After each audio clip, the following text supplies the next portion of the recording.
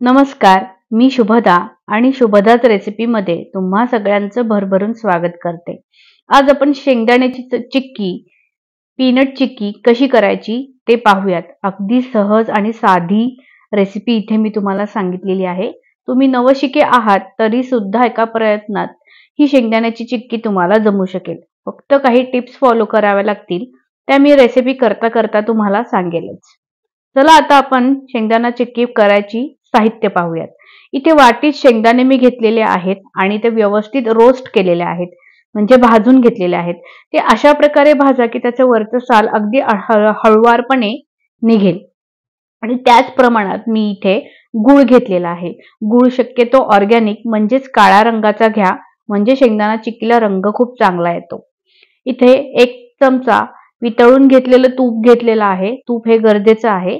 आणि चवीनुसार थोडंसं चिक्कीला चांगली टेस्ट यावी म्हणून वेलची पावडर घेतलेली आहे.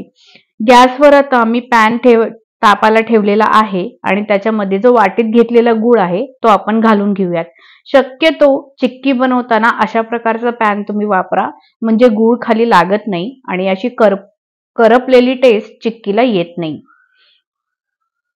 संपूर्ण गूळ घालून झाल्यानंतर इथे मी 1 चमचा जे वितळून घेतलेलं तूप आहे ते घालून घेतेय. तूप घातल्याने काय होतं, गूळ हा लवकर वितळला जातो आणि गुळाला बाइंडिंग एक खूप चांगलं येतं आणि शक्यतो गूळ खाली लागत नाही. चिक्की बनवताना सगळ्यात महत्वाचं हेच आहे की गूळ कसा तुम्ही वितळवताय आणि कितपत तो शिजवताय. बाकी रेसिपी खूप सोपी आहे, पण इथेच तुम्हाला जमलं पाहिजे. तोपर्यंत शुभदाच रेसिपीमध्ये तुम्ही नवीन असाल तर शुभदाच रेसिपीला लाईक, शेअर आणि सबस्क्राईब करायला विसरू नका. माझे 2 मिनिटं झालेले आहेत. 2 मिनिटात गूळ इथपर्यंत वितळलेला आहे. कंटिन्यू गूळ हा हलवत राहा, म्हणजे तो खाली लागणार नाही. आणि ही संपूर्ण प्रोसेस करताना गॅसची फ्लेम ही एकदम लो ठेवा. आता इथे मी वेलची पावडर, वेलची पूड घातलेली आहे. पुन्हा एकदा जवळपास 5-1 मिनिटं लागतात संपूर्ण गूळ वितळवून भाजण्यासाठी. ही स्टेपच खूप महत्वाची आहे, त्याच्यामुळे इथे घाई करून चालत नाही. आणि पुढे मी सांगणारच आहे की गूळ शिजलाय किंवा गूळ हा व्यवस्थित असा त्याचा पाक तयार झालाय हे कसं ओळखायचं.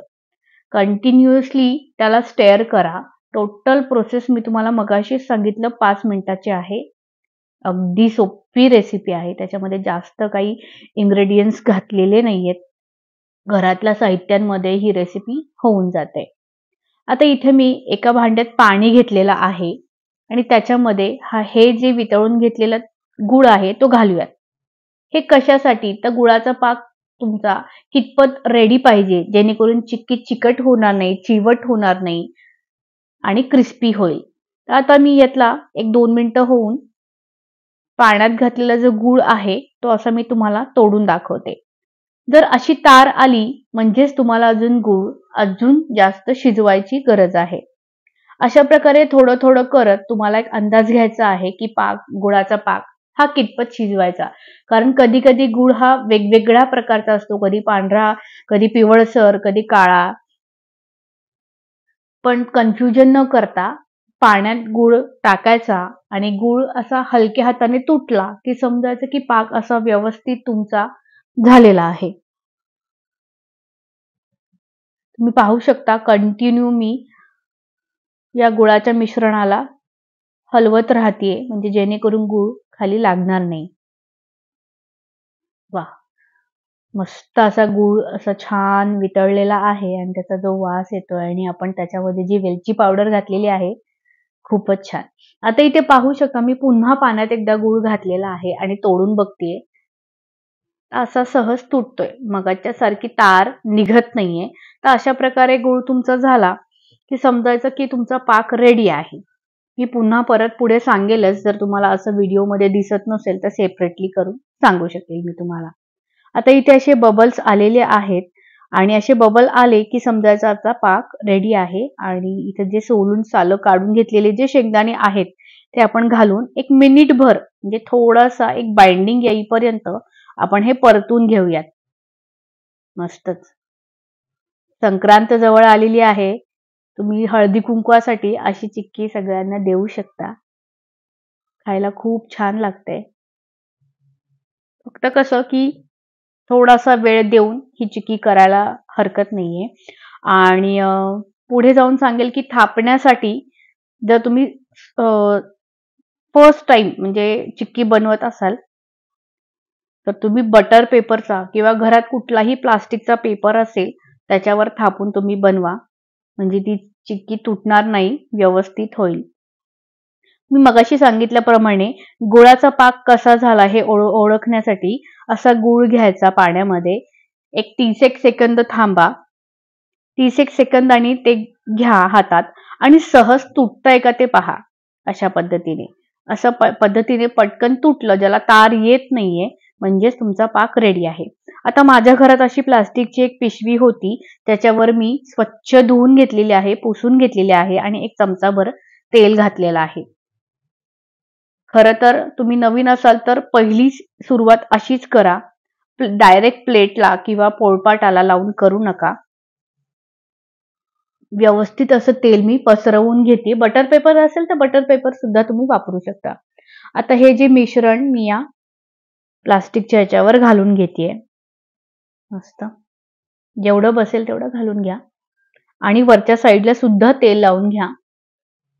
व्यवस्थित मधोमध असं करून छान असं वरच्या साईडला तेल लावून फोल्ड करून घ्या आणि एकदम हलक्या हाताने, गरम असतं त्याच्यामुळे एकदम हलक्या हाताने थापून घ्या. चटका बसत असेल तर लाटण्याच्या सहाय्याने त्याला व्यवस्थित असं तुम्हाला जेवढा थिकनेस हवा आहे चिक्कीचा तेवढ्या प्रमाणे तुम्ही ते लाटून घेऊ शकता.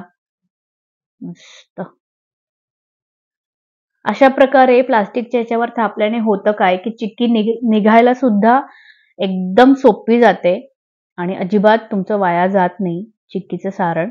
तुम्ही पाहू शकता मी अलगद असं मध्ये मध्ये खाचा पण पाडून घेतलेल्या होत्या, त्या आता इथे फिक्स्ड अशा खाचा मस्त पाडून घेतेय. वाह. आणि चिक्कीला पूर्णपणे थंड होऊ द्यात. अशा प्रकारे ती ऑटोमॅटिकली निघेल. मी तुम्हाला एखादी चिक्कीची फोड दाखवते. हे बघा, अशी मस्त अशी निघतीये. चिक्कीला खूप अशी शाईन आलेली आहे आणि तोडून दाखवते. एकदम क्रंची, कुरकुरीत, क्रिस्पी झालेली आहे. तुम्ही सगळ्यांनी ही रेसिपी नक्की ट्राय करा आणि मला कमेंट सेक्शन मध्ये सांगा. तुमचे काही प्रश्न असतील ते सुद्धा विचारले तरी चालेल. मस्त बघू शकता तुम्ही, खूप अशी छान पटकन तुटली जाते आणि अजिबात दाताखाली त्याचा चिवटपणा नाहीये. Thank you.